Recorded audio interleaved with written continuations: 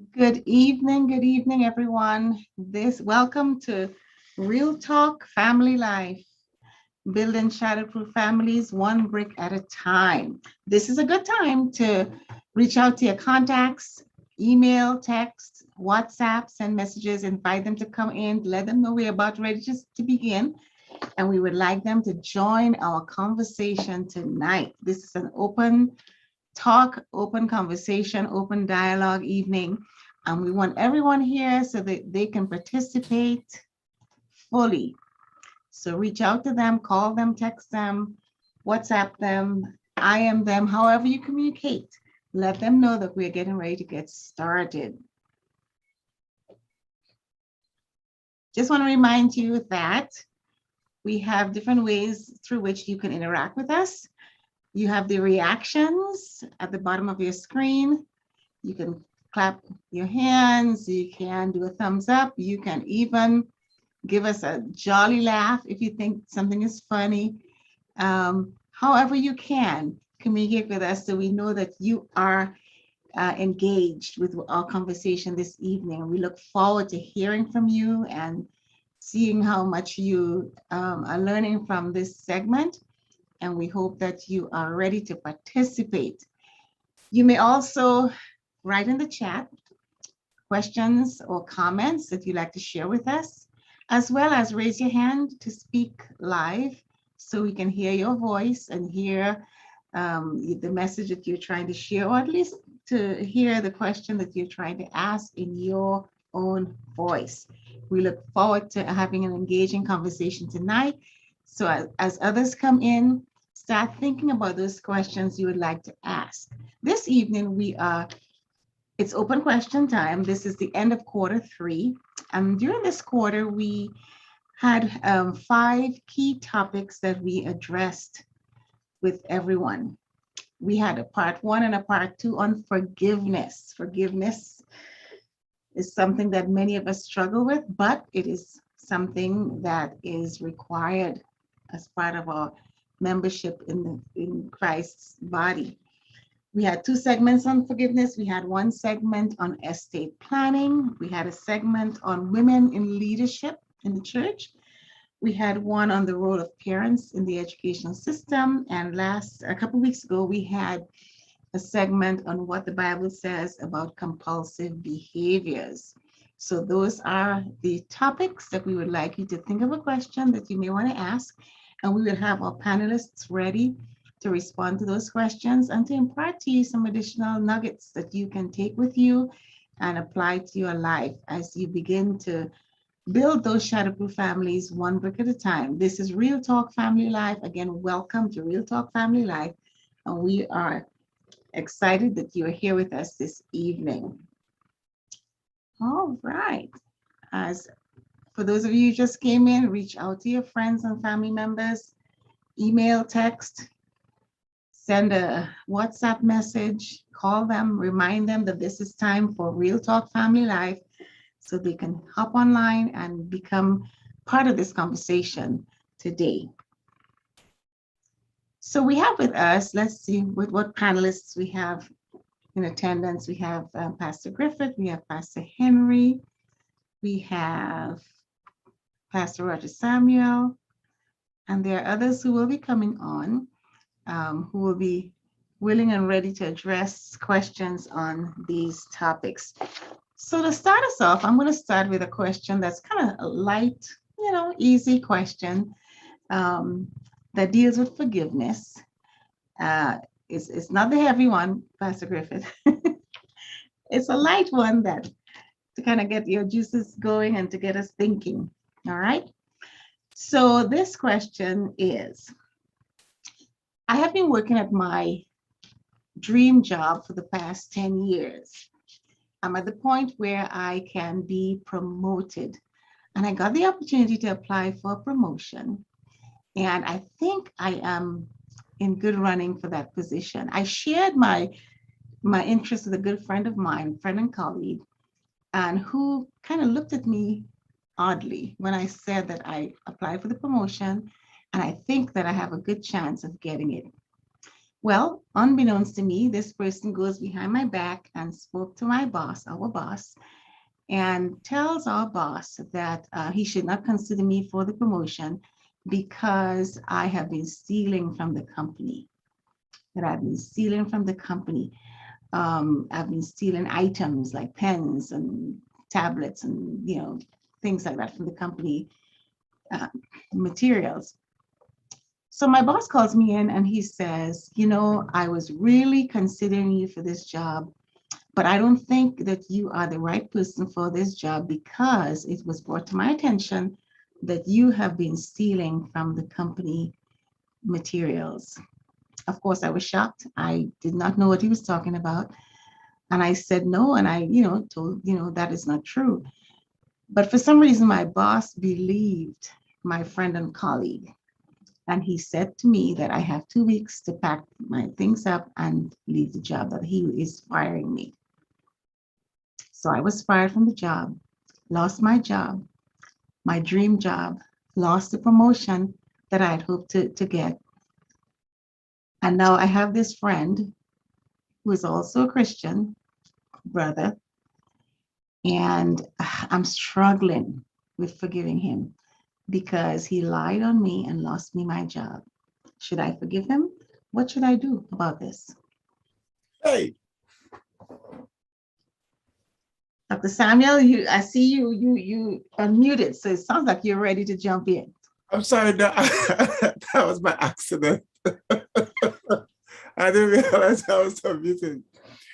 But that's incredible. It's incredible how you can have someone who is your friend can do something like that, and you were not given an opportunity to address it, because before there was a chance to prove your innocence or not, your job was taken away from you. So that, of course, could make you really think differently, especially if you found out your Christian brethren was responsible for doing such a thing. As much as it hurts, because that's a difficult pill to swallow, because this is your dream job. It is also a promotion you're expecting to have. And so all the expectation and you plan around that, your salary or all the things you're planning to achieve, rest heavily on some of those decisions. And then to know the person who you believe have your back and supports you has taken that opportunity from you.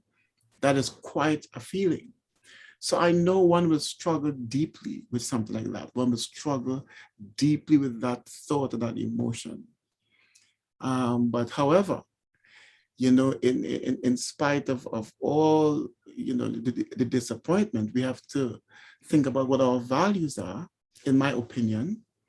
How does God expects us to treat with things like that? And we have to respond to a value that's higher than our emotions and our disappointments. And there might be conversations to be had. There might be opportunities to have conversation with that person. But at the end of the day, if I don't forgive that person, regardless of how devastated it was, I am a prisoner to that person. And I'm a prisoner to my own forgiveness from God.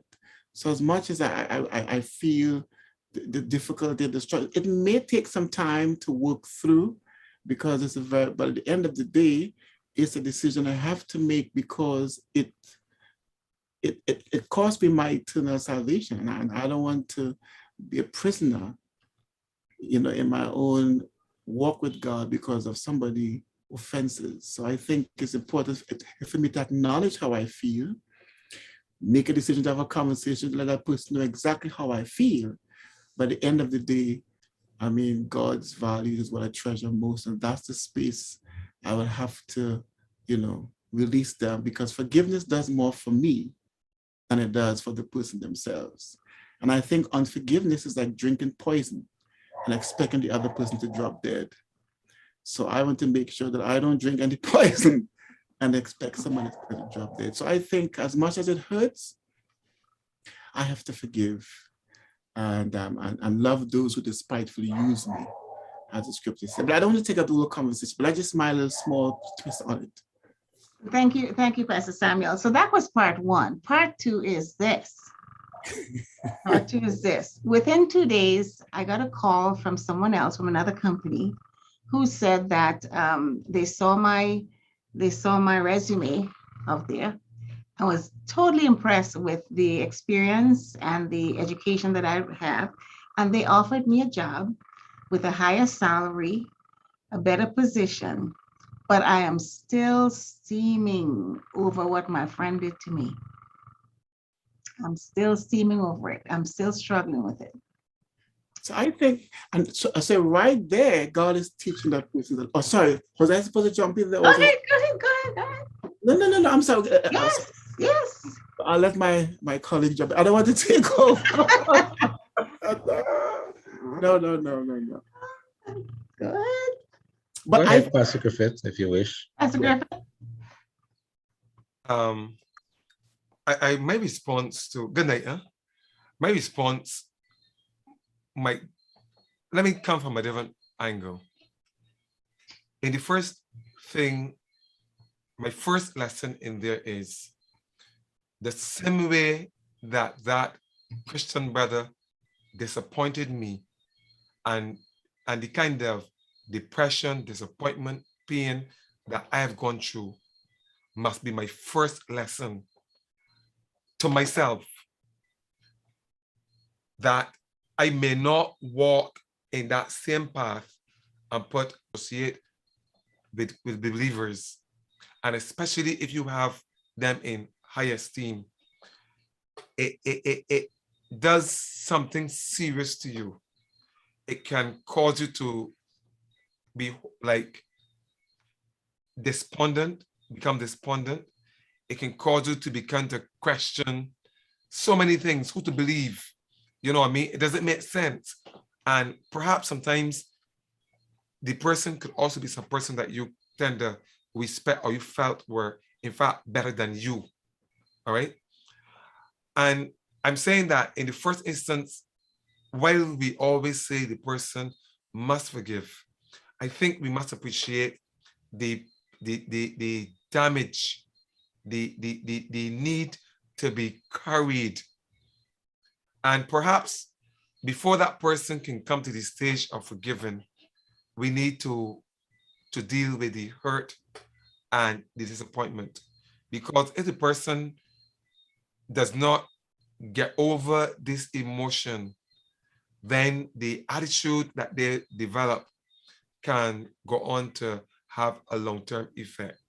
So I think somehow we need to address the trauma that that person is going through. And so that person, first of all, need to almost, I would say it's almost like a grieving experience. And I would suggest unprofessionally that the first approach here would be treat it as though it was a grieving case, and seek some person who can help you in the first instance to deal with the grieving process. I know that in the process, we will be told that one of the first steps is to forgive. But I think for the normal person, I will have to find the solution to deal with my pain inside.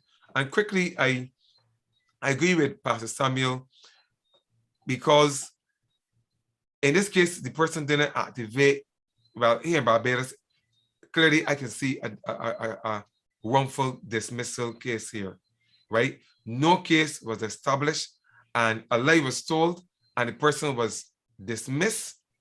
No. I think the person had ground for appeal. And I do not know that I would advise even a Christian person that whatever happened to them in their workplace like that, to walk away. I believe that as a Christian, they also have a right to appeal. But Pastor Samuel has already spoken, but I just want to offer a different angle from it at this moment. I pause. Thank you, Pastor Griffith. Let me pause to welcome Minister Cave, Clarine Cave here this evening. Welcome. And also Sherry, who is one of our panelists at the last segment. Want to welcome you as well. And Pastor Henry, were you about to say something about this case? Yes, yes, definitely, definitely. I concur with my brothers on the subject. More recently, I've been asking the Lord to teach me about forgiveness, even in a better way. And one of the things that He taught me was that if you are going to relieve yourself of all of these pains and what have you, just as how someone would be charged for murder and would be first degree if he premeditates the murder. And so I want to use that scene so that you would understand how important it is. So that one is charged for a crime because he premeditates, he pre-planned, pre-purpose, and then executes.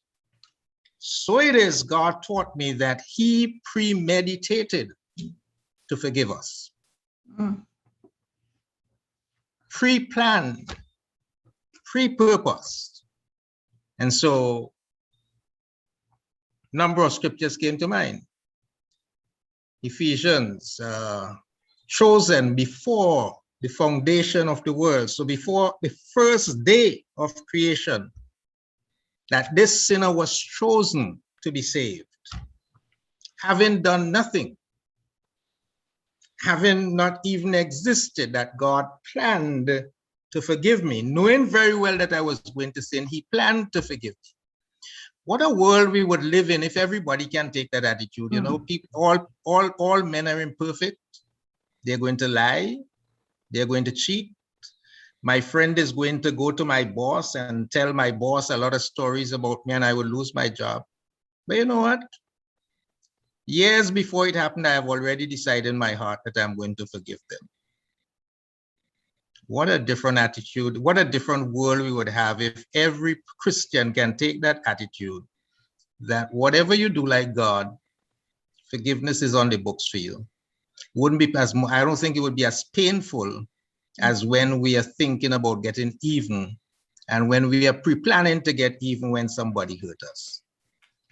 That's my take. So, in other words, take the focus off of you and the hurt, but Yes. think about saying, Father, forgive them. Premeditate to forgive so that you can move beyond the pain and the hurt. I think the closest that we get to it in psychology is Albert Ellis, who has this REBT, Rational Emotive Behavioral Therapy. And so you start with your faulty way of thinking. Right. And so if you deal with the way you think, you're able to overcome and to deal with the hurts that you inflict on yourself, not what people inflict on you, because people truly can't hurt us. Right? It's not what people do to us that hurt us. It's what we allow them to do. It's what we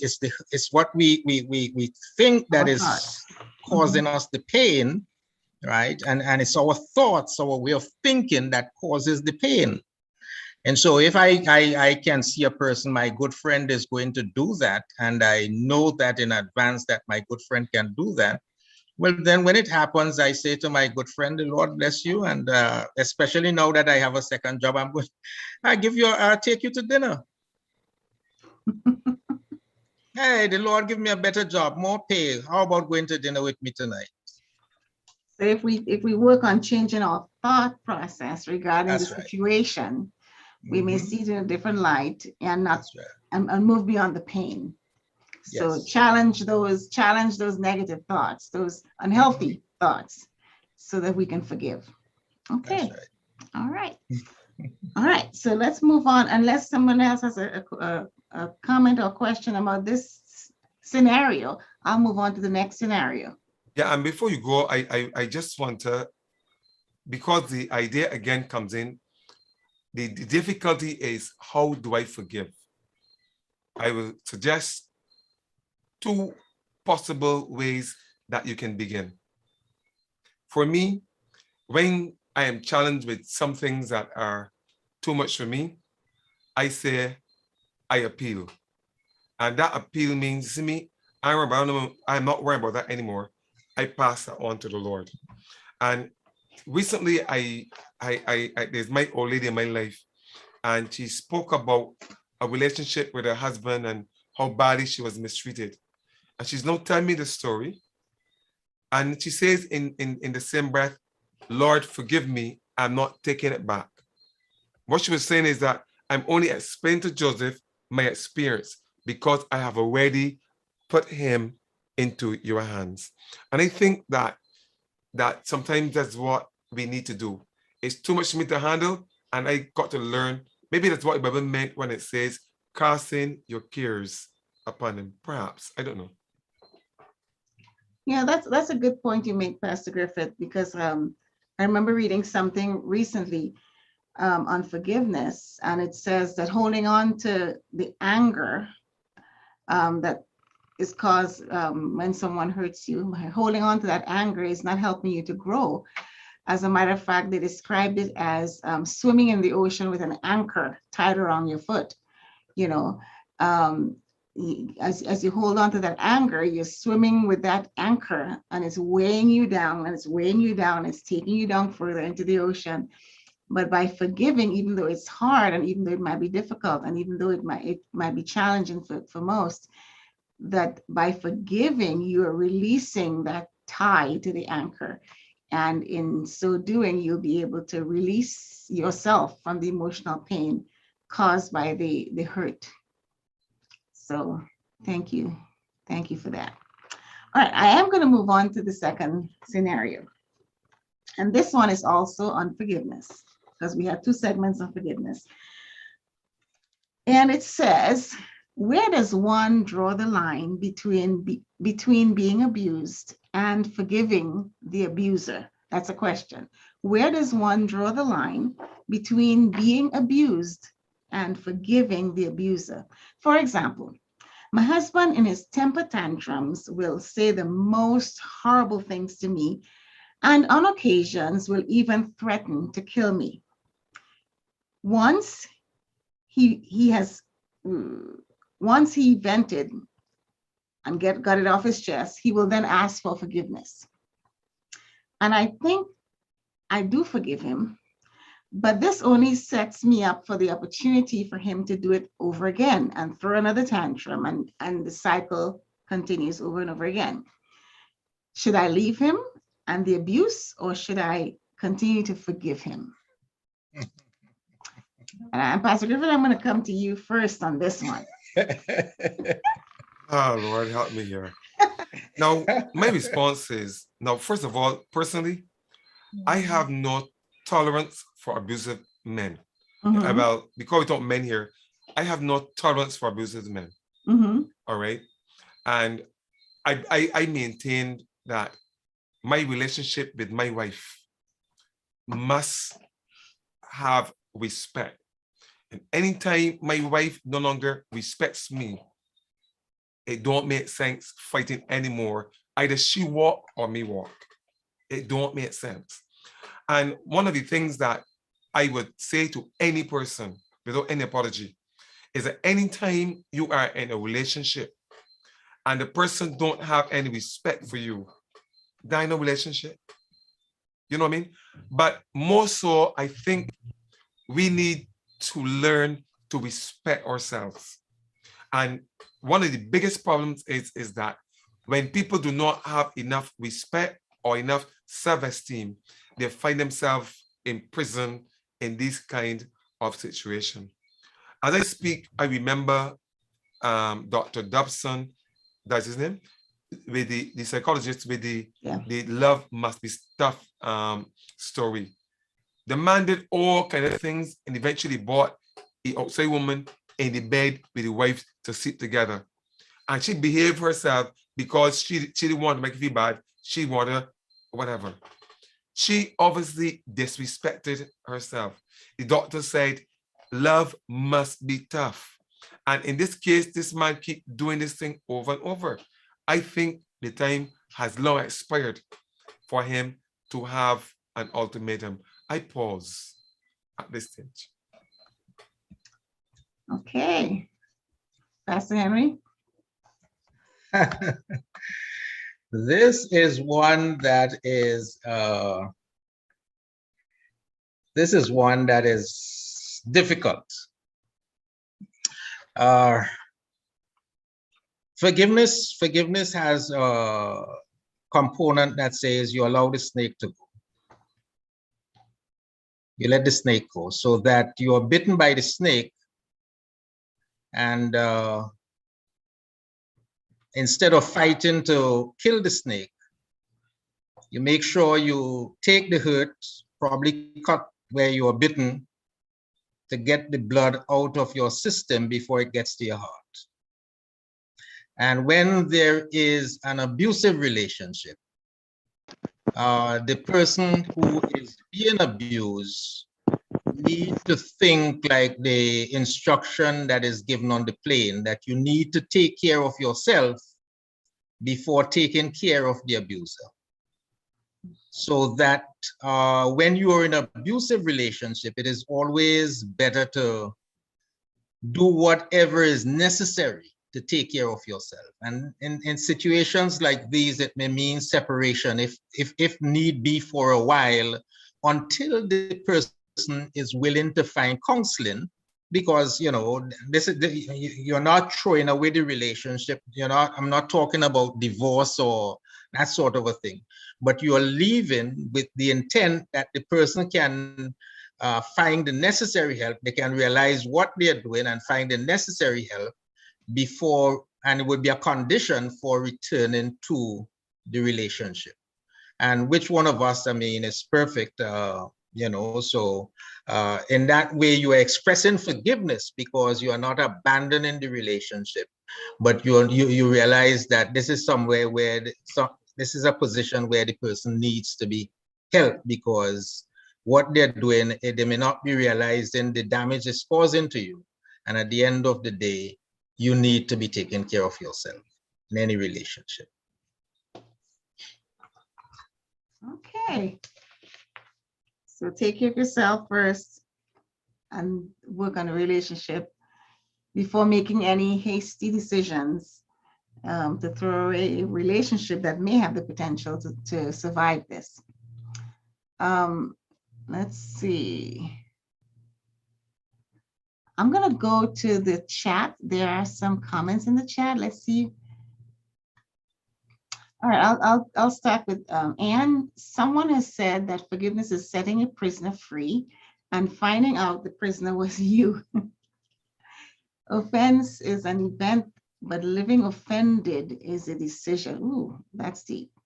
Thank you, Anne, for that comment. And Marvelly also commented, very profound. All right, Marvelly Franklin, welcome. She's another one of our panelists this quarter. The question that she raised is, does abandonment of the relationship signal lack of forgiveness? Ooh, does abandonment of the relationship signal lack of forgiveness? Pastor Henry, that one is for you. No, I don't think abandonment doesn't necessarily mean, you abandon the home because that's where the abuse is taking place, but the relationship isn't abandoned. Right? I am trying to help a sick person. And so that person needs to be with a psychiatrist or psychologist or somebody who can help him, because at the end of the day, if I do not, these threats to kill can materialize. And you have to take those things seriously. If the person has such a bad temper that they're always flaring up at you, one of these days, that person is going to flare up to such a point, and then you're going to realize that, well, you might not even realize it, but a mother is in the grave and a father is in prison. What happens to the children? So you have to take all of that into consideration. Oh, there's another comment in the chat. When a person threatens to kill me, he has already killed me in his heart. So at that point, I will forgive you and part ways. But if we look at the scenario presented, clearly, Pastor Henry just talked about somebody needing a psychiatrist. This man seems to really have a problem. I think he's sick. He's obviously not behaving right. And the question is, why is he behaving the way he is? Something seems to be wrong. And I think she really makes herself very vulnerable by not giving that ultimatum. Sorry.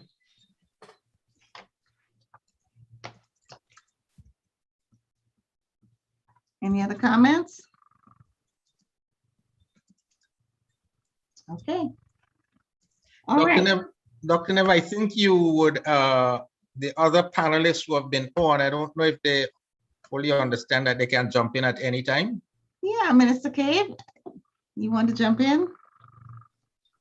I am good. I'm enjoying the conversation. Thank you. Good night, everybody. Good night. Good night. Good night. And If Margaret. if I may comment, good night, everybody. I'm sorry for joining late, That's okay. but I am heartened for this question because the truth of the matter is, from a Christian leader and from an attorney perspective, I am saying a lot of times, the church puts a lot of pressure on people to maintain the facade. And let us talk about church hurt, and people are hurting, but there's no safe place, especially where the victim is concerned, because we are quick to call a prayer service and anoint and put people back together. And we tell them stay together for the benefit of the children, not realizing that we are perpetrating generational curses and we're breeding monsters. And at the end of the day, we need to understand whether we are male or female, because some men are being abused too, but they can't talk in relationships. Yes, we need to understand that every one of us are of inestimable value to our Creator. And we have to love me. You have to get to the point where you love me more than I love the nation of us. And when we come into and we appreciate who we are in Christ, then abuse becomes one of the non-negotiables in that relationship. So if you're abusing me, we take a decision to love from a distance. And the church needs to give people the scope to say that is also okay, right? The church is a place for sin-sick people. So we will like, get back together. And sometimes the victims are sidelined because of problems in the relationship with an abuser. So we really need to come to a nurture and make the church a nurturing environment. So the abuser is held accountable and the victim can be healed. That's right.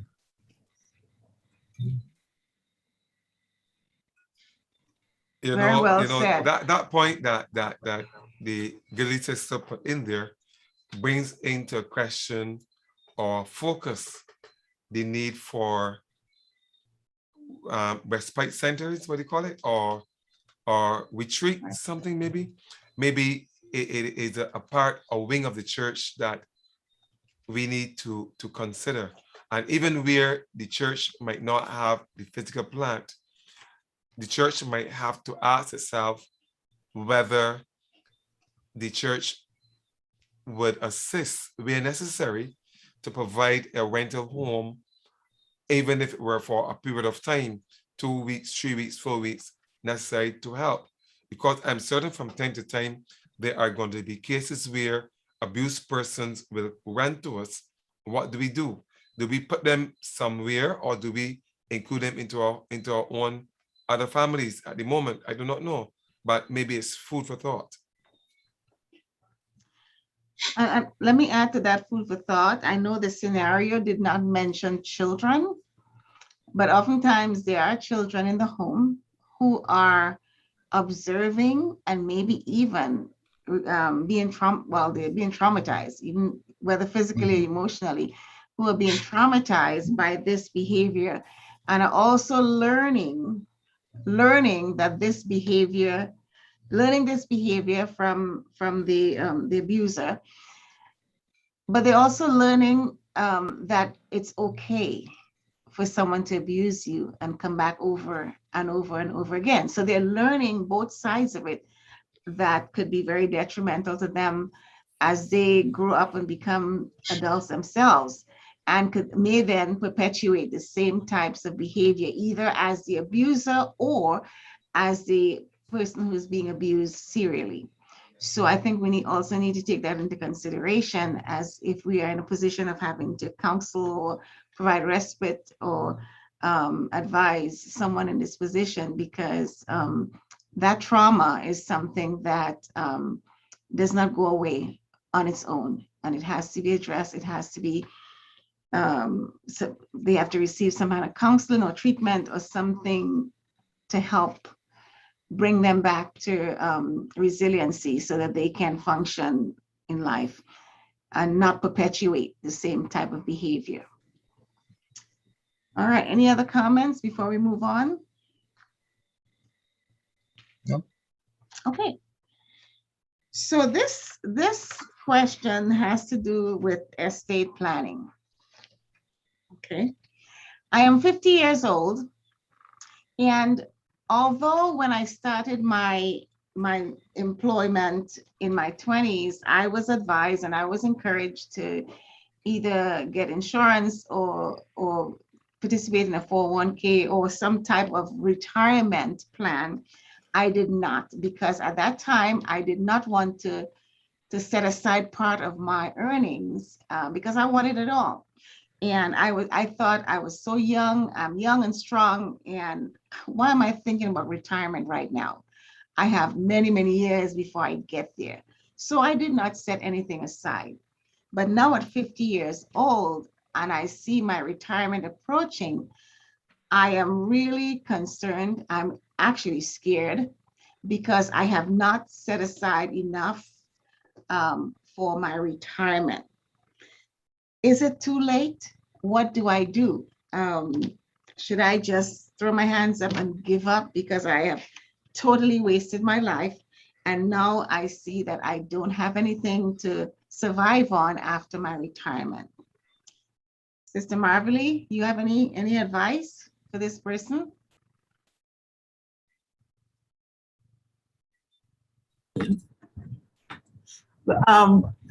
You know, we make 50 sound so old, but 50, you have the best of your life. you know. No. You can come over here and talk to me when you're ready.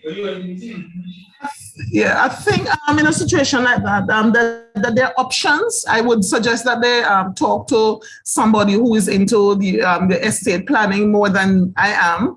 But a lot of consideration can go on in terms of what you have. Some people think they don't have anything. So I say one possibility, do you have your own home? Yes. Is it a situation where you may have a substantial home and now your children have gone and set up homes for themselves? Do you need that size? Can you downsize, sell, get some, get some monies out, do some, get something smaller? And I say to Black people, even before you get to that point, is it that you can get something smaller, get something that's also going to generate some income? So at this point, you can also look at trading off, trading down for something else that give you an income generating potential.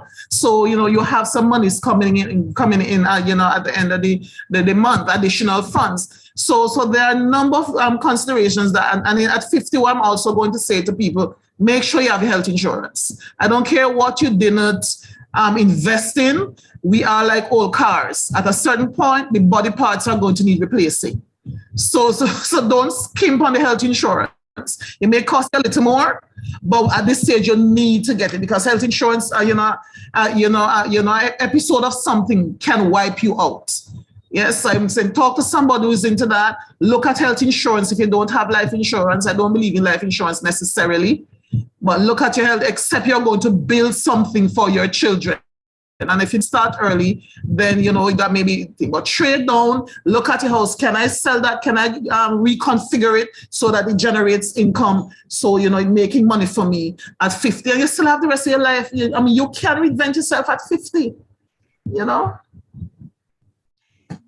So 50 is not old, basically. 50, but neither is 50. U.S. president, how old is the United States president? He's only in Barbados and this part of the Caribbean that are 56 years old and 65 you're ready to hang up and stay at the rum shop and then wait on death. Basically. When people are running for presidents at 70. You're absolutely right. Sister Marvelly, when I was a child, 50 seemed very old. A person who was 50 was an old person. But as I grew up and approached 50 and past 50 and went way past beyond 50, I realized that 50 is not old. there's still a lot of life after 50. So even though you are maybe approaching retirement in terms of when you stop working, you can, I like what you said, you can still find ways to reinvent and to do something that could be income generating so that you can still plan for your future beyond retirement. Any other comments on this scenario? That's very interesting. And I think Sister- I think she was speaking, but her mic is muted. She was saying something else. Sorry, just a quick comment, because I know we have a diverse age group here. So you may not be up there yet, but you're in the process of raising children. This is a cautionary tale for us. Yes. Do not put all your monies at those children. And if you're doing so, their children must be socialized to understand that they need to take care of their family. They have a responsibility to their parents. I realize Black people don't do that as much as racists do. Yes, by the time you finish put through university and whatever, you are actually facing retirement if they really, linger at university long enough. Yes, we need to begin to tell your children to think in terms of the family context. Your parents invested in you, you owe them something. Yeah. And if they don't look like they're going to do it, first degree is yours, everything else they break for themselves. That's Bayesian. Pastor Griffith, go ahead. My old lady, I was trying to find it. She made a point, something like, do not spend extravagantly on your children. Save a little that when they're gone, you still got something to hold on to. She says something like that.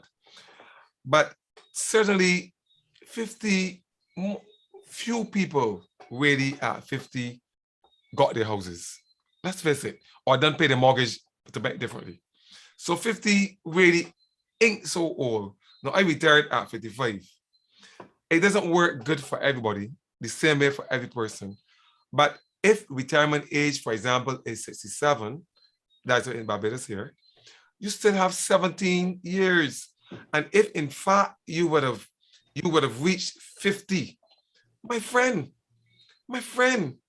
unless you're not gonna start your house, no, you must accept responsibility that the past has gone, and now you gotta make do, condition yourself that again, going forward, take the best of what is left. I also want to endorse the idea, however, of the health insurance. In my situation, if I may use that, our workplace had group life insurance. In my early days when I was now at work, several people sought to sell me life insurance. I never considered insurance in the sense of leaving that portion for my legacy. I mean, I Black and I young, and that kind of thing has not been in us.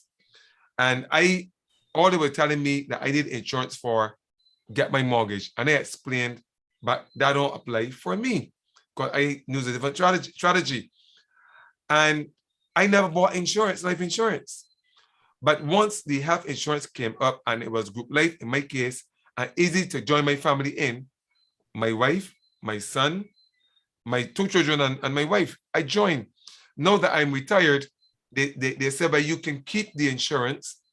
We're not going to subsidize your part now, but you got to pay your full cost. Now, my 2 children have graduated, and I continue to pay insurance for my wife and I. And I am satisfied that up to this stage, we have gotten out sufficient, but that's a good word. Our insurance has already benefited us significantly. And I agree with you, our sister, Franklin, that if anything is important, our health insurance, because the older we get, and that's why I continue with my insurance, because I said, if I paid my insurance, health insurance, when I was at work, now I getting old and the body breaking down, I must be foolish to give it up. I pause. Pastor Henry, I see your mic is unmuted. You want to jump in? Yeah, for the person who was wondering about 50 and thinking that life is over, let me just say to them that I was remarried at 51. And so that life has just begun. And, I think what happens, what beats a lot of people is the the idea of planning and putting things in place. And 50 is not too old to, even though you don't have anything. I mean, let's say you squandered everything in your youthful years. You get somebody to work with you because you now have to change behaviors. And that's one of the big problems with handling monies, because if you're accustomed going to every sale, buying every shoe that comes on their thing, looking for the latest in every something, those behaviors have to change. And sometimes you have to get somebody to work with you. So sadly, that the church does not provide readily that sort of information for people, where we teach them how to plan and how to budget and what have you and so on.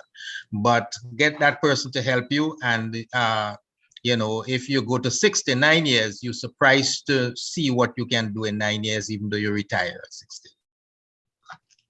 All right. Thank you so very much, panelists. I'm going to move now. I see nothing in the chat, so I'm going to move on to the next question. This one deals with the topic on women in leadership in the church. The person says, I listened to your program on the role of women in the church. You should do a program on the role of the woman in the home. The person goes on to say, my wife began to attend a small church 6 years ago, and since then I have been deprived of eating a Sunday meal with her. I prepare lunch when she's at church, and I eat by myself at lunchtime. In recent years, our evening out for a meal is often preempted by a board meeting, prayer meeting, crusade, team meeting, or Bible study. Doesn't my case support those who say that a woman should be silent or inactive in the church so she can attend to the affairs of her home? Okay, where should we begin? Who wants to jump in first? Minister Cave, you have any thoughts on that?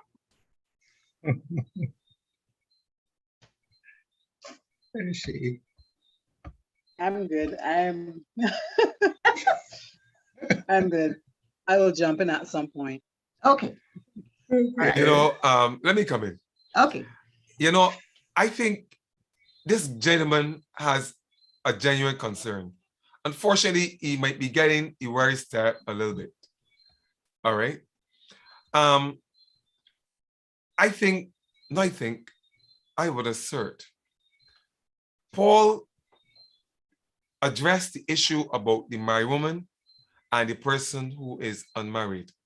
When he talk about the person who is married, unmarried, care about the things of God, and the person who is married care about the things of. I think what Paul was actually doing there was to admit or to highlight the role that women have, that we have to our families. In that instance, it says that those who don't take care of their family is worse than an infidel. Now, it's a principle, all right? And I think that believers have a responsibility. In this case, he mentioned women. All of us, but in this case, this woman has a responsibility to her husband. All right. So I think that she made a fundamental mistake. And the church need to make sure that we educate our people. I remember years ago, somebody asked a question, not asked a question, a statement was made that church is actually separating people. And before I pause, I remember there was a session recently that I attended on Zoom where this lady lived with an unsafe husband for several years. And she really shared the experience. He's dead and gone. But she said that at one time she had to make a decision, I ain't going to church. And she said the rest came and the rest said to her, but you miss a good service. She said, no, I ain't miss nothing. Because Jesus was at church, it was also home with me. And she maintained that sometimes as a Christian, there are certain things that you must do. And you can worship God even at home under those circumstances. I pause right there. Okay. Sister Sherry, you have something to share? Where did Sherry go? Here, I have some noise in the background. Good night, everyone. I honestly think he should listen. A very simple solution. Instead of cooking and waiting for your wife to eat at 12, accommodate. Say where you want her to accommodate you. Have lunch on the beach at 4 o'clock. Eat breakfast late. Since she's not home, stay in bed a little longer. Sometimes we make things so difficult. And someone mentioned that, our first, that we're not supposed to neglect our husband, and our first responsibility is first to the husband. I don't believe that. My responsibility is first to God, and then after my husband. I believe it's like that. Now, persons, we can get into an argument now about which one should come first, the chicken or the egg. I'm not even dealing with that. I'm dealing with me, my spiritual growth. Obviously, this husband is not in church. He may not be a Christian, or I don't know, I'm not going to assume where he's at. But obviously, he is not attending. Or if he is, probably he's attending another one. And I'm saying that there can be a negotiation. If he loves her that much, you shouldn't be. To me, this seems like a man who just wants to complain, who just wants her to be home with him. No, you can't have it like that. I will be a better wife. When I come home from church, we can sit and have dinner. When I come home from church, we can sit and do all the things you want to do. I can even sit at your feet and oil them for you. I can do many things. But you know what? Let me get my spiritual growth is important too. And some of us put our spiritual growth aside for our husbands. And in doing that, that creates another problem. I do not believe, as a Christian woman, a married woman, that my husband should come above my relationship with God. My relationship with God comes first, then my husband. That's how I feel. We have some raised hands. I'm going to go to Sister Franklin first. Marvely, jump on in. Yeah, while I understand the point that Sherry is making, my sister, there was more to the scenario than just your spiritual nurture and your position with God. From all the things that were read, the lady seemed to be overcommitted as it relates to her church engagement. They said after service, there's meetings and there's planning, whatever. And the Bible is quite clear that the believing wife has a duty to her unbelieving husband. And when it's settled and it's clear, we don't need to debate it. Yes, because at the end of the day, your ultimate goal is not to show God how many offices you held in church, but is to lead your family to Christ. And if you are there to minister the grace of God so he can see the beauty of Jesus in you, then he'd want to come. But it can't be you're out all the time, and then you want him to negotiate and rub his feet, your feet in the dark way when you get home. Yes, there seems to be need for a balance. You go to church and get your spiritual nurture, and you go home and fix your husband. Fix him up. That's what the Bible says. Pastor Henry, jump on in. Wait a minute. I have hands raised. Let me get the hands. Pastor Henry, go ahead. The scripture is clear. The scripture is clear. This is a very unsubmissive wife. And sometimes the church, the pastors, contribute to a lot of men not being saved in the church. And so they complain on the one hand that they don't have men in the church, and they do everything because they have the few women. They feel that they have to run all of these programs, not realizing that they're destroying what they're supposed to be concerned about, the family. And so I am a pastor, and I say that I am resting the blame squarely on leaders, because I have seen it, services Monday to Friday, and Saturday you have off to do the little cleaning and what have you. And then Sunday again, it's whole day services. That is not, and especially for a woman who has an unsaved husband, that's not how you're going to win your husband.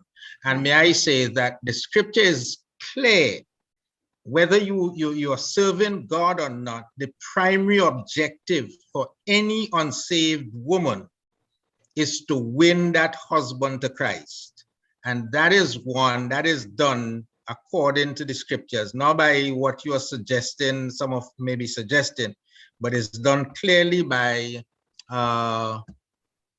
it's 1 Peter chapter 3, being in subjection to your husbands, that if any obey not the word, they also may without the word may be won by the way of life or the conversation, while they behold your chaste conversation coupled with fear. And the rest of it says, who's adorning, let it not be put adorning, put platinum in the hair and wearing of gold and so on, but let it be the hidden man of the heart in that which is not corruptible, even the ornament of a meek and quiet spirit, which is in the sight of God a great price. I heard a message on this particular passage one week, and the pastor spoke clearly about the way how women are supposed to dress in the church. That was not what the scripture was about. And so I told him I'm inviting him back the next week, because the whole thing was not about the putting on the apparel and the putting on the braided hair and what have you and all these different things. And so I invited him back the next week to preach the last part of the message for me. So when you come next week, teach the women not to put on clothes.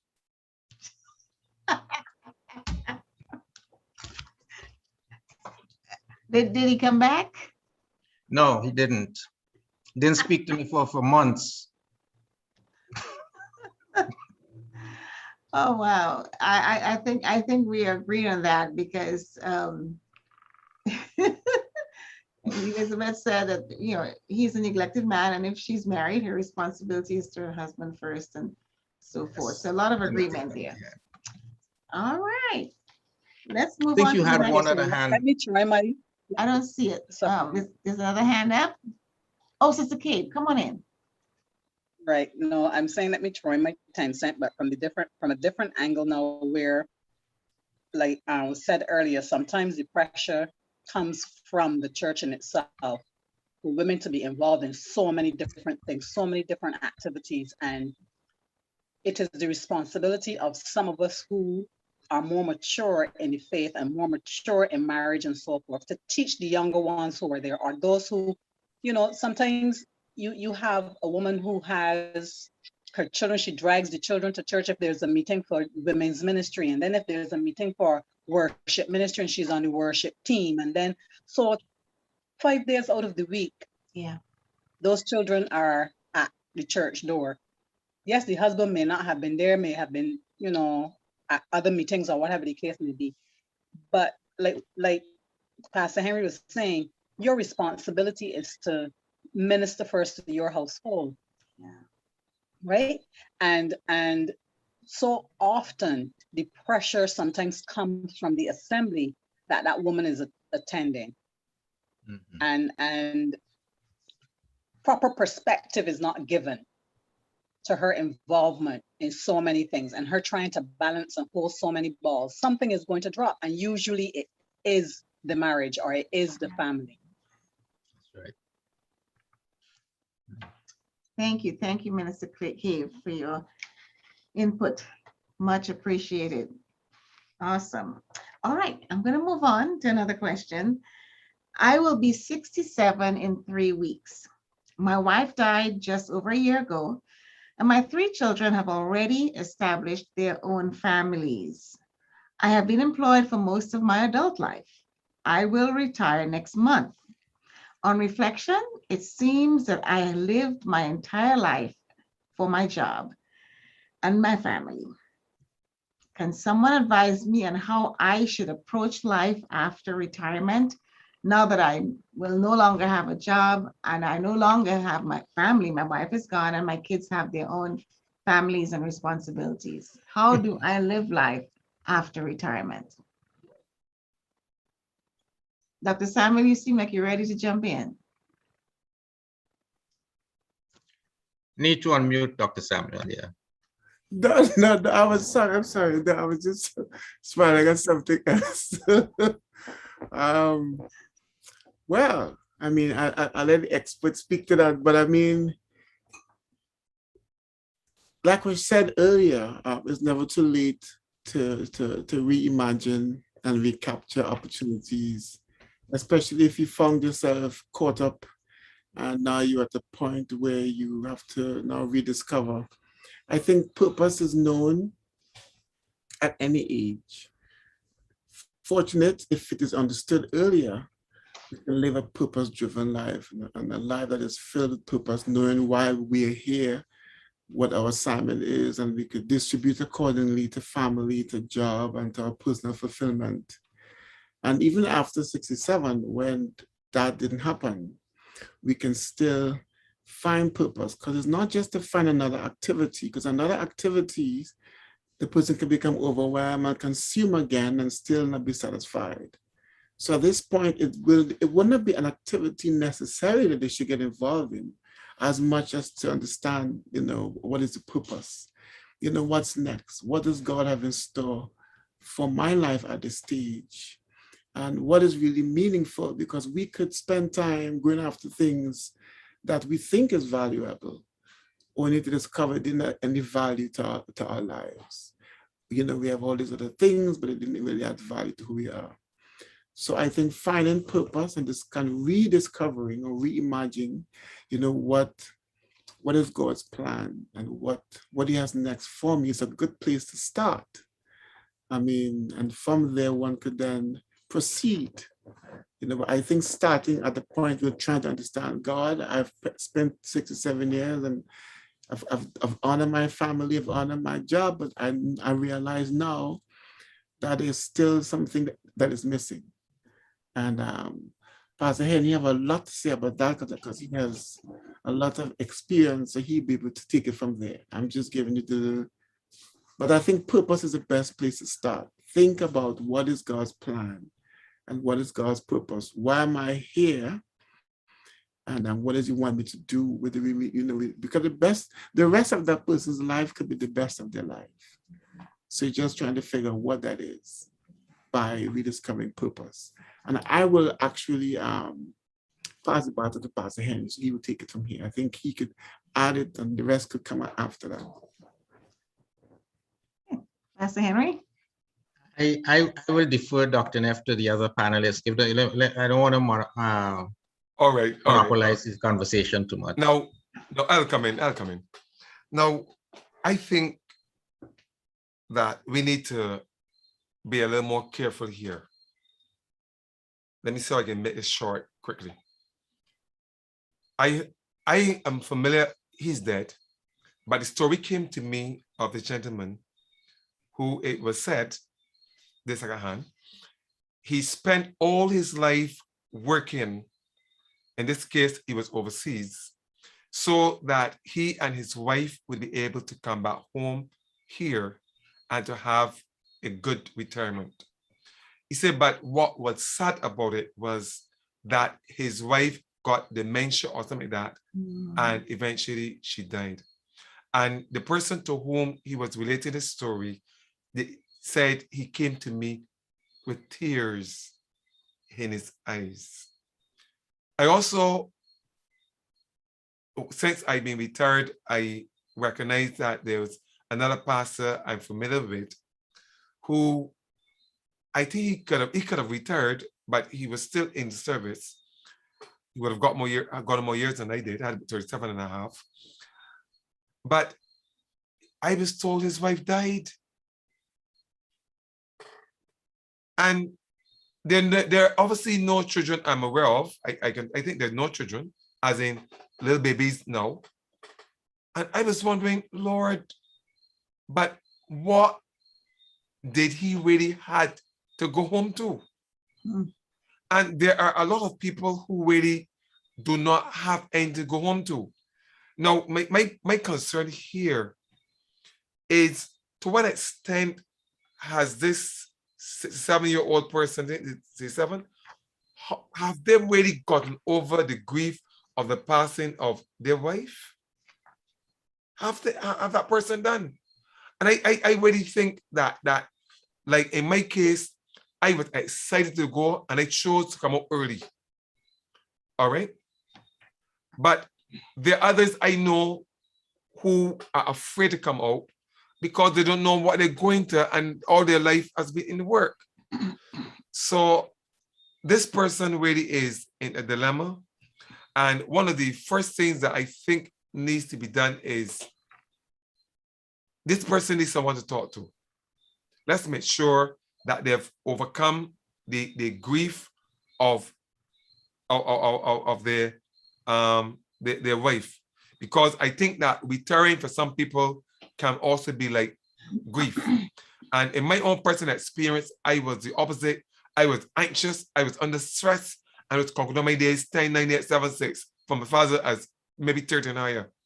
But the opposite applies to a lot of people. So I think this person, first of all, need to make sure that they see somebody who is counseling well to help them in that case. Pastor Henry hand is up, so I will pause and then come in.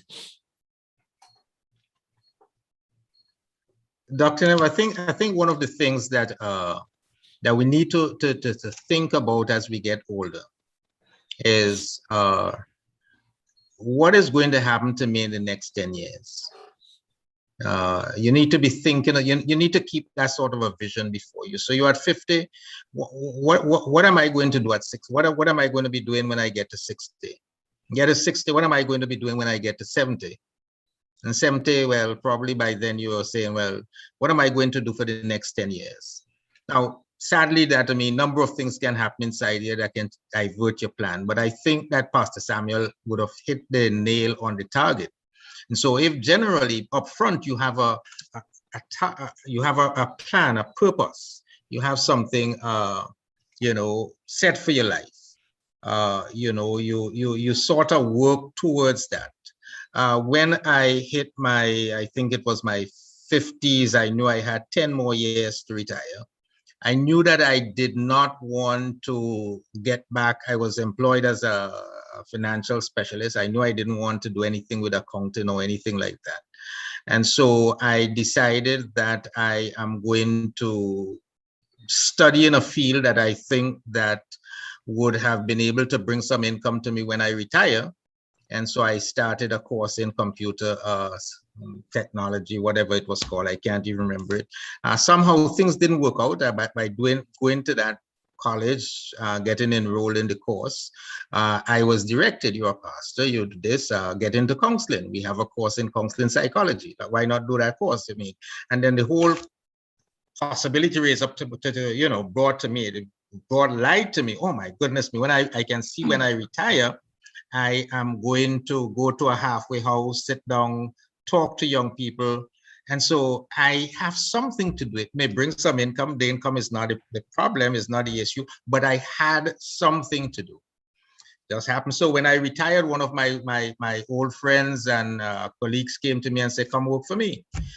So within the last 10 years, I've been able to travel the world and what have you. COVID came, and well, I still find things to do. I find my time, put my time to writing some of my thoughts, doing all sorts of things, but you make yourself involved, or you get yourself involved in the things that you like to do.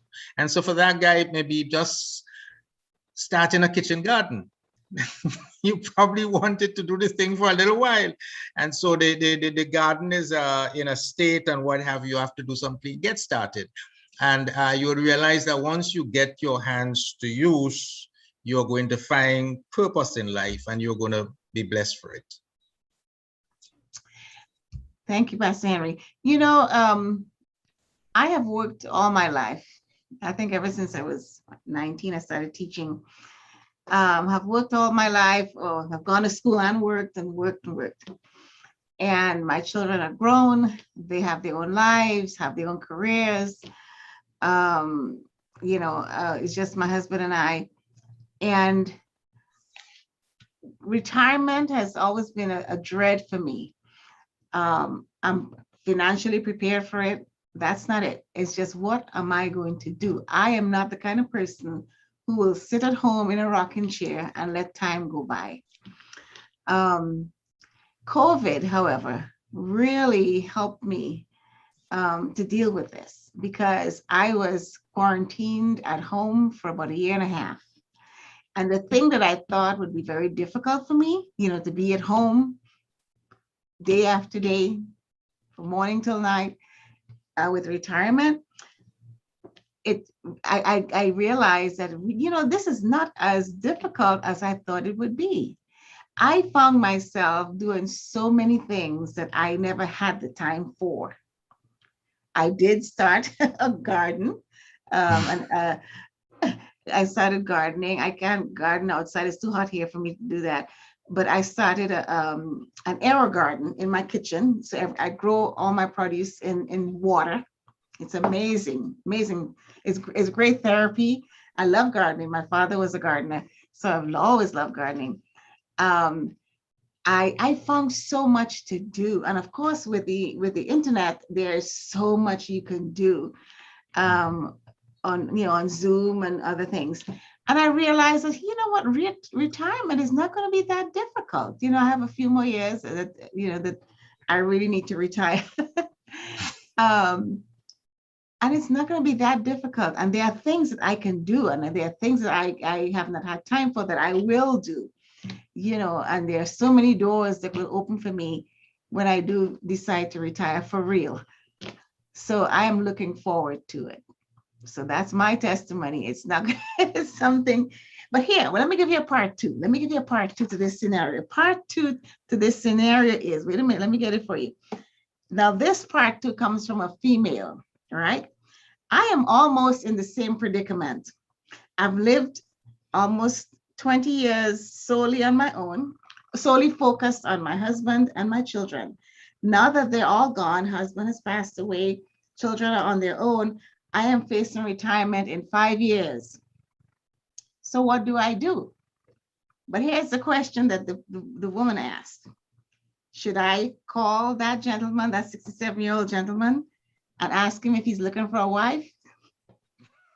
Doesn't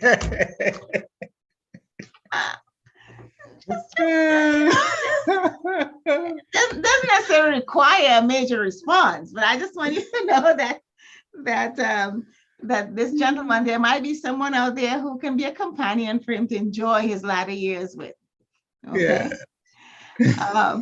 Just to kind of recapture the chat, there was a comment from Sister Sherry. She said regarding the woman in ministry, I did not capture all of the scenario. All that time in church is obviously unhealthy. However, I do believe that communication is vital and balance is required. I understand your point that balance must be present. So thank you, Sherry, for that statement. All right, so I have one more question to ask before we close out.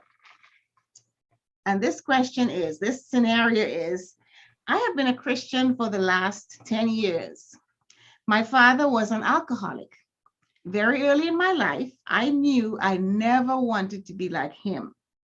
Last month, I went to a function that was hosted by my boss. I was served a drink and only realized that it contained alcohol after the first sip. I felt embarrassed to return the drink, so I had a few more sips before returning the glass. I still do not know what made me take the second sip. Could this be an inherent trait from my father, who is an alcoholic?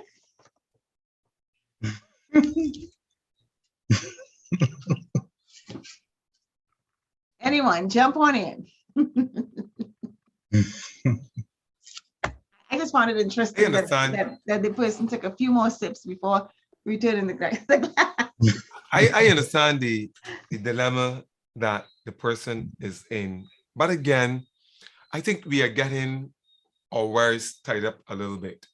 It does seem evident that the person hitherto has been aware of the father's predicament, and hitherto they have steered themselves away from it.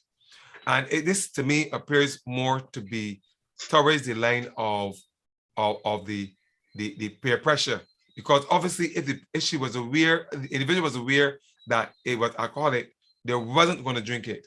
But once they start, there was between that dilemma of not shaming and saying. And I think that also brings out the weak moment. I mean, I think we need to understand that that is how we are sometimes. And sometimes we do things. I mean, first of all, this was not premeditated. Right. All right. But having said that, there's always that chance of a weak moment. And I think we can go back to the idea of forgiveness. Understand that this was not a deliberate effort, and understand this, that they didn't feel good about it. And it doesn't mean that they necessarily take another one. All right. So I don't think the person need to worry that much, because hitherto they have kept themselves and it was not deliberate, but they need not to put themselves under unnecessary stress. I rest. Sister Marvelly? Yeah, I agree with Pastor. And the truth of the matter is this may be alcohol, but this scenario can apply to any number of slippage that as Christians, you know, kind of thing. And you know, we have to predetermine, you know, we have to be more intentional in our walk. So a lot of times we decide that, you know, it's the circumstances, you know, and the situation I find myself in. But if we're going to be stable in our walk, we have to get to the point where we determine ahead of time what our responses are going to be, even to situations before they arise. Yes, I like the fact that you said, you know, I know my father was an alcoholic and I made a decision. Yes, so it may be sex, it may be something else. I make a decision. We're not discussing, we're not negotiating, I'm not putting myself in the position. Yes. And having done that, it is not a call, then it is not a cause to say, okay, you know, I am vulnerable because of generational issues. We got to own it. I made a decision and I'm not going to make again.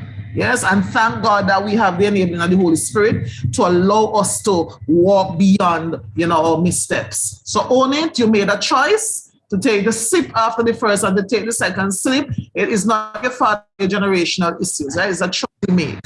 Yes, and God in his wisdom and his grace is willing to forgive, and you forgive yourself and establish yourself by deciding ahead of time what I am not going to do in them situations. All right. Dr. Neff, I think I was waiting on Dr. Samuel to go ahead and to add to this one. But I think that what I'm seeing through this situation, it's not a problem of alcohol as much as there is a problem of identity. So that a number of Christians struggle with this.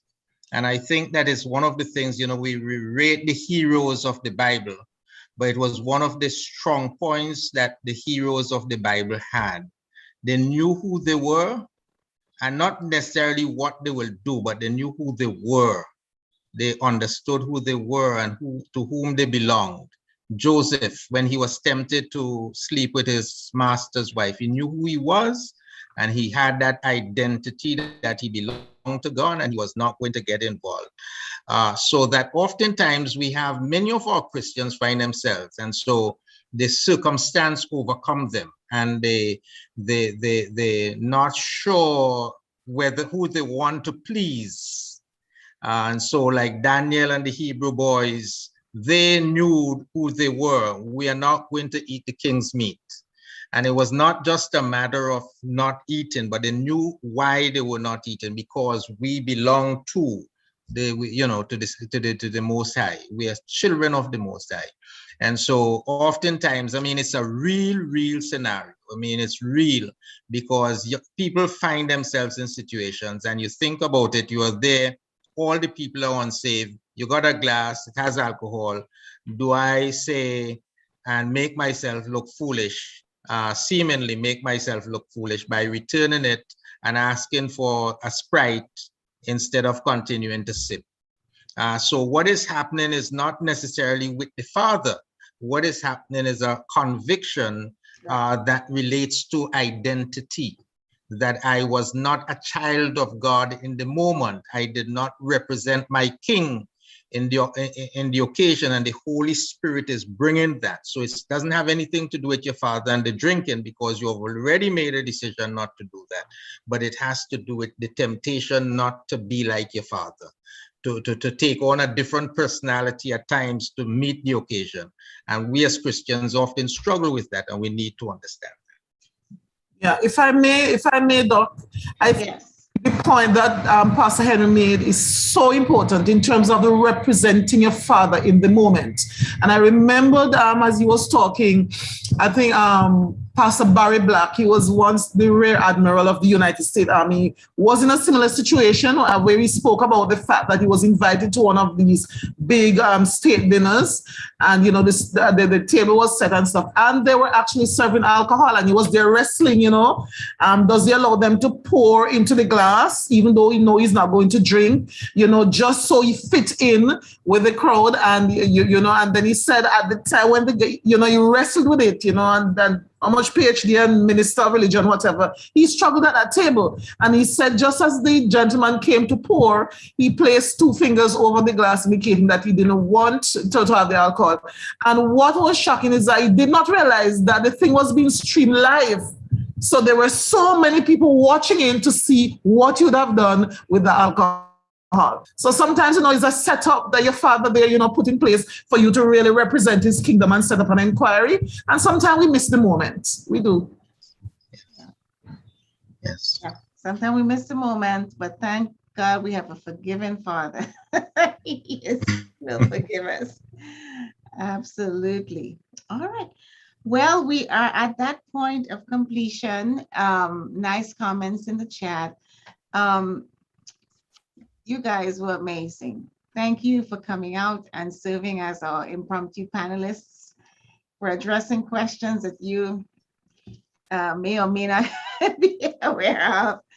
And thank you for being able to be vulnerable and to be, Johnny on the spot and representing your Father, Heavenly Father, and giving advice and admonition and help nuggets to the participants.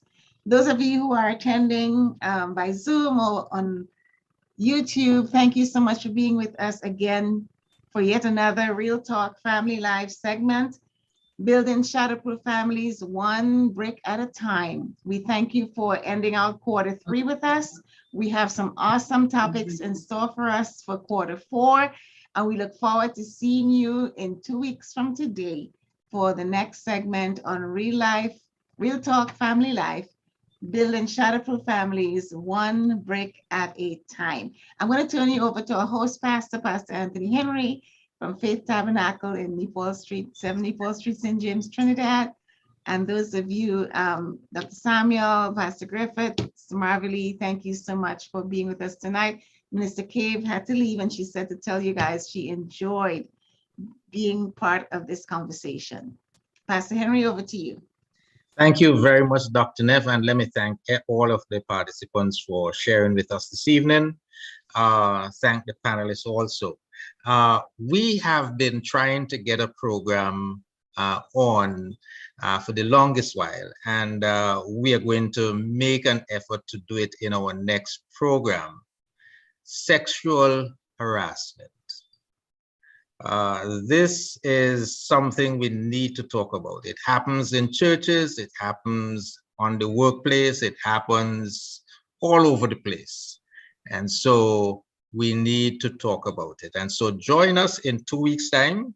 That is going to be the subject, sexual harassment. We are hoping to have a professional, a person who deals with the subject, to be able to share with us in that program. Look forward to having all of you, and the Lord bless you richly.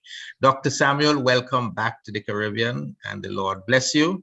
And nice having you on this side of the world. Thank you, sir. Thank you. Have a good night, everybody. Good night, everyone. Thank you for joining us. Thank you. Good night. Good night. Good night. Good night, folks. Good night. Good night. Good night. Thank Good you night. all. Pleasant good night to all, and it is really an enjoyable topic.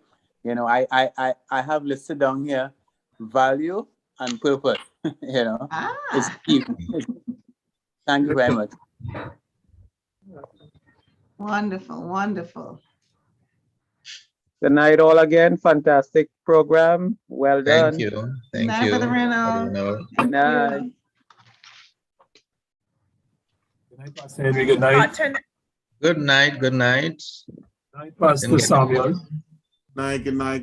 Good night, Sister Pat. Good night, Brother Georgie. Enjoyed. Maria. Some of the things that was mentioned there, speaking to your situation, I did that in on numerous occasions before and after marriage. And speaking to your situation because of what you would have seen pass through the family on my end, and you don't want to be repeating such. One of the things that I did before I was even married was to talk to myself that I would never, don't want to have children outside of wedlock. And God blessed, and He gave me my heart's desire. Secondly, I spoke to myself about alcohol. And Renee's 28 years old. When Renee was a baby in the belly, I was drunk, not to the point of falling down, but not in that place. And I spoke to myself again on that. And since that time, I haven't drank strong alcohol to feel or to be in a place like that. So, you have to speak to your situation and, at least observe it and speak